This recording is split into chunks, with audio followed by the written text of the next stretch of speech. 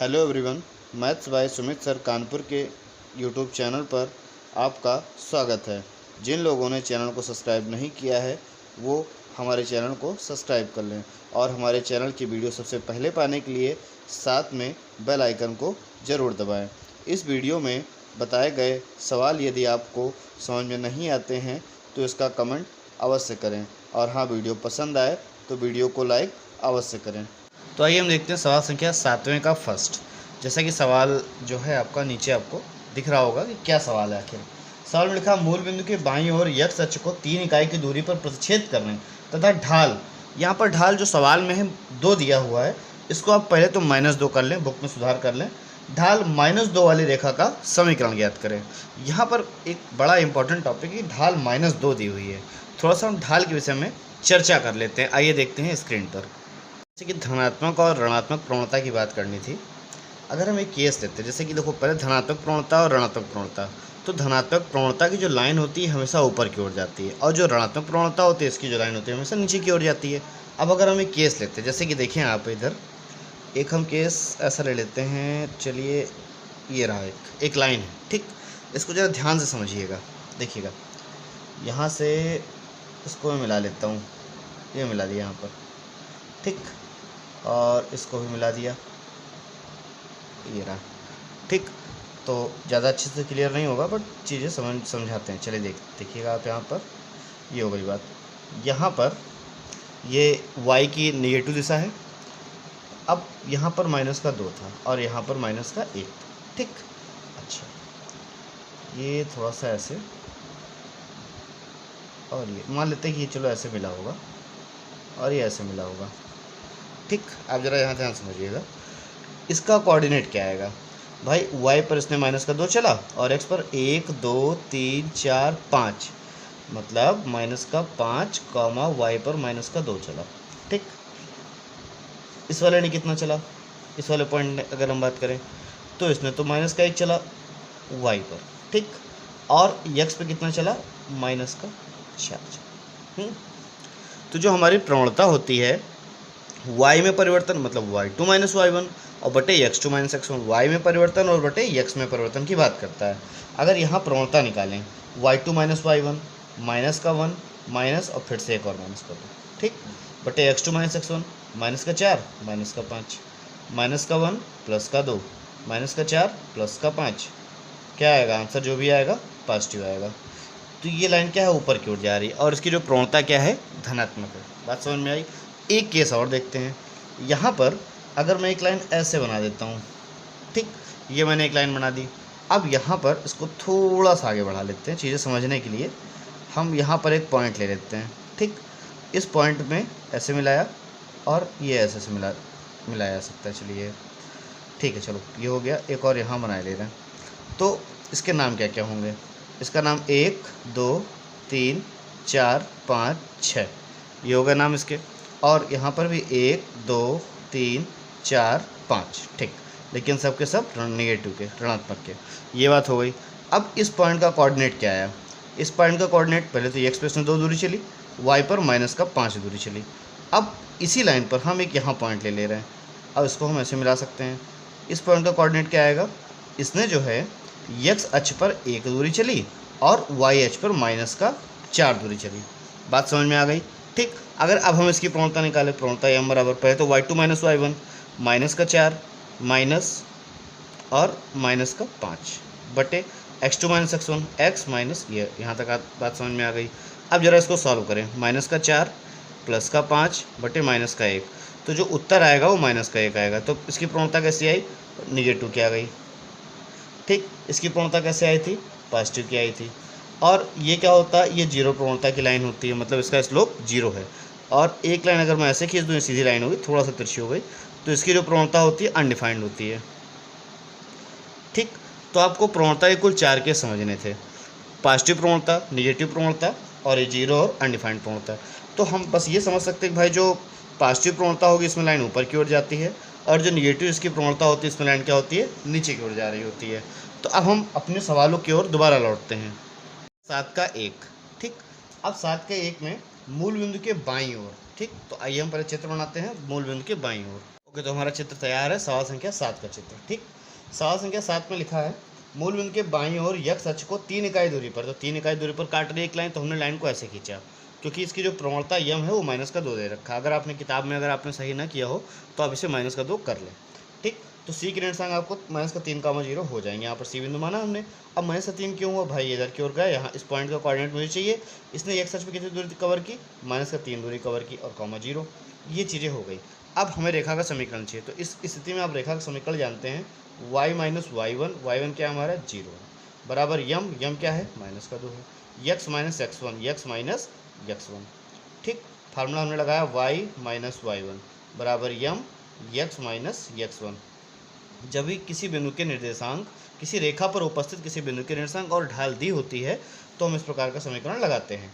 तो y बराबर आपका हो जाएगा -2x और ये तो यहाँ +3 हो जाएगा और -6। सबको एक तरफ ले आते हैं, 2x धन y धन 6 बराबर 0। ये हमारी जो 7वें का फर्स्ट है इसमें रेखा का समीकरण हो जाएगा।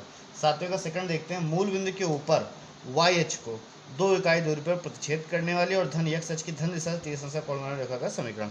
आइए देखते हैं इसका पहले हम चित्र। 7वें का सेकंड का चित्र तैयार है।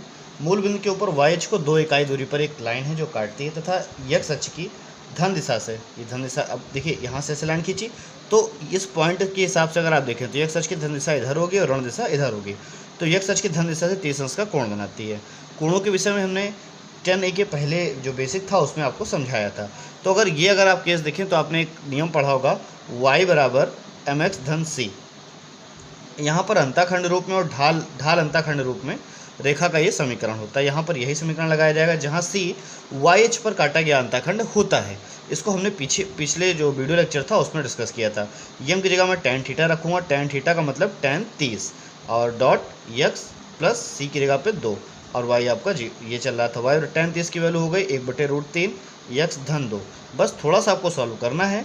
यहाँ पर √3 को हम एलसीएम ले लेते हैं तो ऊपर बच जाएगा x धन 2√3 और बराबर y यहाँ चल ही रहा था, √3 इधर आ गया, √3 y बराबर x धन 2√3। ये आपका आंसर कंप्लीट हो गया 7वें का 2 पार्ट का।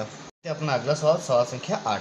जैसा कि आपको चित्र पे दिखा है, यहाँ पे लिखा है यदि किसी रेखा पर मूल बिंदु से खींचे गए लंब की माप 8 मात्रक हो। यहाँ पर लंब की बात आ गई, जैसा कि हमने अभी थोड़ी देर पहले पिछले वीडियो लेक्चर में डिस्कस किया था कि लंब रूप में रेखा का समीकरण x cos alpha plus y sin alpha बराबर p होता है। x cos अल्फा धन y sin अल्फा बराबर p होता है, जहाँ p डाले गए लंब की लंबाई होती है। यहाँ पर लंब की जो माप है वो 8 मात्रक है, तो p बराबर हो गया आपका 8 और अल्फ़ा कितना दे रखा है आपका 30। बस आप इसको यहाँ पर रखें और सॉल्व कर लें। आइए देखते हैं, यहाँ पर हो जाएगा x cos 30 धन y sin 30 बराबर 8। cos 30 की वैल्यू क्या होती है, cos 30 की वैल्यू √3/2, √3x/2 धन sin 30 की वैल्यू 1/2, y बराबर 8। बस आप इसे थोड़ा सा और व्यवस्थित करिएगा, आपका आंसर हो जाएगा। फिर स्टार्ट करते हैं हम लोग अपना सवाल संख्या 9। यहाँ पर लिखा उस रेखा का समीकरण ज्ञात करो जो अक्षों पर समान अंताखंड काटती है और बिंदु 2,3 से आती है। तो सबसे पहले आपको पता होना चाहिए कि अक्षों पर अंताखंड काटने वाली रेखा होती कैसे है। जैसे कि यहाँ पर आप देखें, एक हम यहाँ पर चित्र बनाते हैं, ये चित्र है आपका। ठीक, यहाँ पर मान लिया ये ए अंताखंड काटती है और ये थोड़ा सा बड़ा बना लेते हैं, ये हो गई। यहाँ पर कोई रेखा है जिसका नाम है L, ये x अक्ष पे a अंताखंड काटती है तथा y अक्ष पे b अंताखंड काटती है। ठीक, अगर a अंताखंड काटती है तो इस बिंदु का जो कोऑर्डिनेट होगा वो a, 0 होगा और ये चूँकि b अंताखंड काटती है इसका जो कोऑर्डिनेट 0, b होगा। और इस प्रकार की जो रेखा होती है इसका समीकरण होता है x/a धन y/b बराबर 1।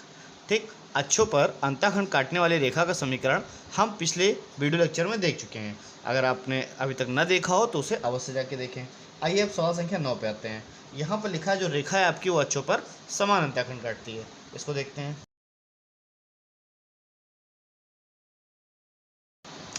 यहाँ पर हमने लिखा रेखा अक्षों पर समान अंताखंड काटती है। ठीक, तो हम मान लेते हैं कि चलो हमारा जो समान अंताखंड है ये ए है, तो अब रेखा का समीकरण क्या हो जाएगा,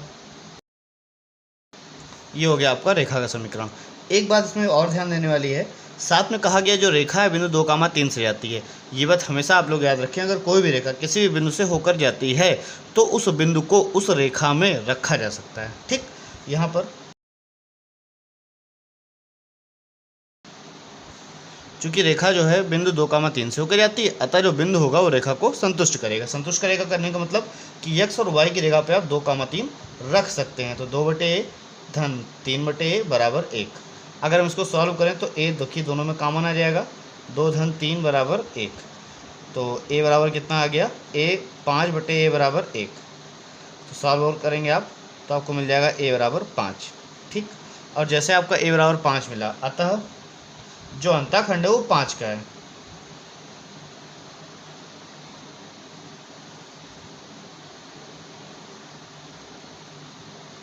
तो आपका जो उत्तर आ जाएगा x धन y बराबर 5। ठीक, अब जल्दी से हम लोग अपना अगला सवाल देखते हैं, सवाल संख्या 10। सवाल संख्या 10 जैसा कि आपके स्क्रीन पर दिख रहा होगा। सवाल संख्या 10 में कहा गया है एक रेखा है जो कि समीकरण है जिसका 5x धन 4y बराबर 20। इसमें जो है अक्षों द्वारा काटे गए अंतःखंड की माप आपको ज्ञात करनी है। ठीक, तो यहाँ पर क्या करें, जब भी इस तरह का कोई सवाल है तो आप क्या करो, सिंपली जो बराबर के इधर क्या होता है, पहले तो हमें 1 बनाना होता है, क्योंकि अक्षों द्वारा काटे गए अंतःखंड का समीकरण का रूप ये होता है। तो बस हमें यहाँ पर क्या 20 की जगह पे 1 बनाना है। तो हम ऐसा करते हैं, दोनों पक्षों में 20 का भाग देने पर, भाग देने का तरीका देखिए अलग अलग करिएगा, एक साथ नहीं। तो ये हो जाएगा x/4 धन y/5 बराबर 1। तो फिर x अक्ष पे काटा गया अंतःखंड क्या हो जाएगा,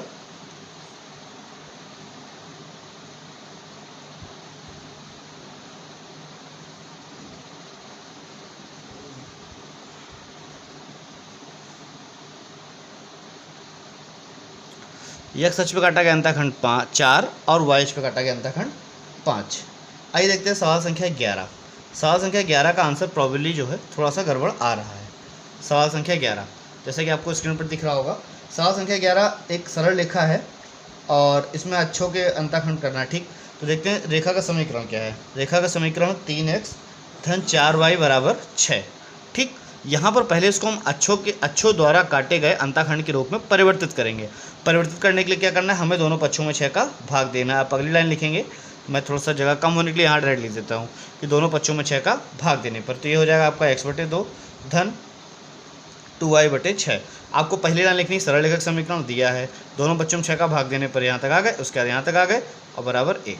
फिर ये हो जाएगा आपका x/2 धन, अब y यहाँ 2 से 3 आएगा, देखिए यहाँ 4 था, 2 दूनी 4 और 2 3 6, तो 3/2 इसके नीचे आ जाएगा और बराबर 1। ठीक, अब इसका चित्र आप कैसे बनाएंगे, चित्र बिल्कुल ऐसा ही जैसे ये बताया था मैंने। x पे कितने का अंतःखंड काटता है, 2 का अंतःखंड काटता है भाई। ठीक, y पर 3/2 का अंतःखंड काटता है, आपको दिख रहा होगा। अच्छा, इसका कोऑर्डिनेट क्या होगा, इसका कोऑर्डिनेट हो जाएगा 2, 0। भला वो क्यों, क्योंकि इसने x अक्ष पे 2 दूरी कवर की, y पे कोई दूरी नहीं कवर की। उसके बाद अब यहाँ पर देखें, इसने इस पॉइंट ने x पे कौन सी दूरी कवर की, कोई दूरी कवर नहीं की, y पे 3/2 इकाई की दूरी को कवर किया। यहाँ से यहाँ तक की मात्रक, लंबाई का मात्रक 2, यहाँ से यहाँ तक जो है मात्रक वो कितना है, 3। ठीक, अब सवाल में पूछा गया अंतःखंड की लंबाई आपको ज्ञात करनी है।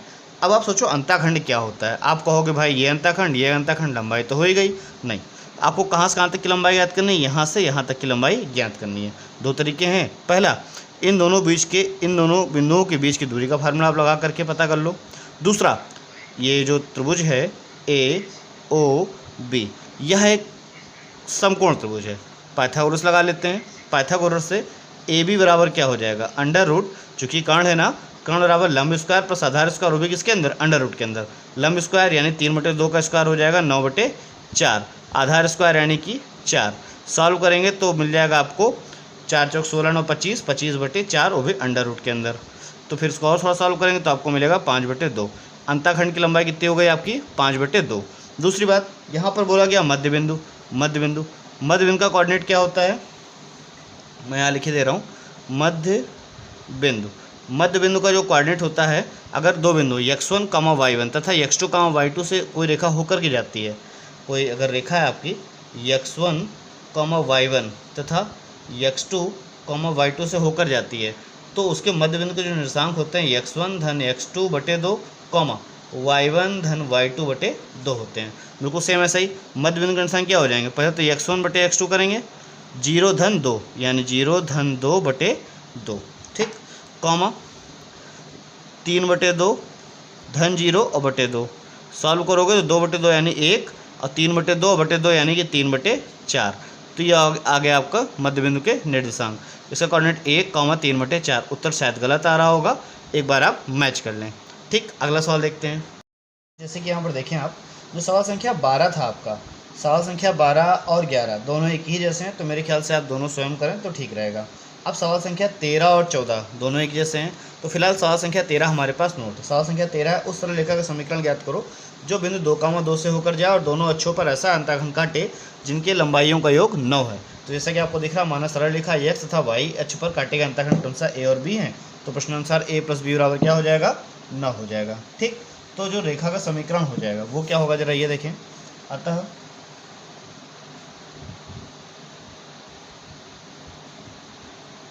रेखा का समीकरण x बटे a धन y बटे b बराबर 1, ये तो होता ही रेखा का समीकरण। ठीक, अब चूंकि a + b बराबर 9 था तो मैंने x बटे a रखा, लेकिन b की जगह पर, यहाँ पर अगर आप देखें b यहीं रोक दो तो उसको b बराबर क्या हो सकता है, 9 - a हो सकता है। तो b की जगह पर मैंने रख दिया 9 - a बराबर 1। बस अब सॉल्व करके आपको a की वैल्यू ज्ञात करनी, तो हम ऐसा करते हैं एलसीएम ले लेते हैं। 1 9 - a एलसीएम होगा। अब 9 - a का इसमें मल्टीप्लाई हो जाएगा, x ब्रैकेट में 9 - a धन ay बराबर 1। ठीक, अब बस इसे आपको सॉल्व करना है। x का गुणा 9 में करेंगे तो हो जाएगा आपका 9x, x का गुणा इसमें होगा माइनस का ax धन ay बराबर, ये पूरा बटे में था ना, इधर की ओर ले आते हैं और गुणा कर लेते हैं 9a और माइनस a²। यहाँ तक क्या बात नहीं समझ में आई, आपको आ गई होगी सब कुछ बात। अब बस सॉल्व करके आपको जो है a की वैल्यू को पता करना है। यहाँ पर एक बात और कहा गया, जो बिंदु है, जो रेखा है, वो बिंदु 2, 2 से होकर जाती है। अगर यहीं रख लेते 2, 2 तो भी बिल्कुल बेहतर होता। इसी के बाद हम देख लेते हैं, इसी के बाद हम लिखते हैं रेखा बिंदु 2, 2 से होकर जाती है। ठीक, तो x और y की 2, 2 2 बटे धन 2 बटे 9 - a बराबर 1। ठीक, बस आपको इसे सॉल्व करना है। आइए देखते हैं। सॉल्व करने के लिए a ब्रैकेट में 9 - a, इसका इसमें गुणा होगा 9 दूनी 18 माइनस 2a, इधर गुणा हो जाएगा धन का फिर से 2a बराबर 1। 2a से 2a कैंसिल आउट, ये इधर गया। 18 बराबर a ब्रैकेट में 9 - a, अब अंदर चला जाएगा ना, ये 9a माइनस a² और 18। अब पहले तो लिख लेते हैं हम लोग 9a माइनस a² बराबर 18। सब इधर आपको मिला क्या, 3 भी मिलेगा और 6 भी मिलेगा। तो अंताखंड मिलेंगे क्या क्या आपको, अंताखंड आपको 2 मिलेंगे, 6 भी हो सकता है और 3 भी हो सकता है। तो 2 अंताखंड जो होंगे आपके वो 6 और 3 हो सकता है। ठीक, अगर यदि रेखा का समीकरण। आगे की वीडियो के लिए नेक्स्ट पार्ट देखें और हाँ, चैनल को सब्सक्राइब अवश्य।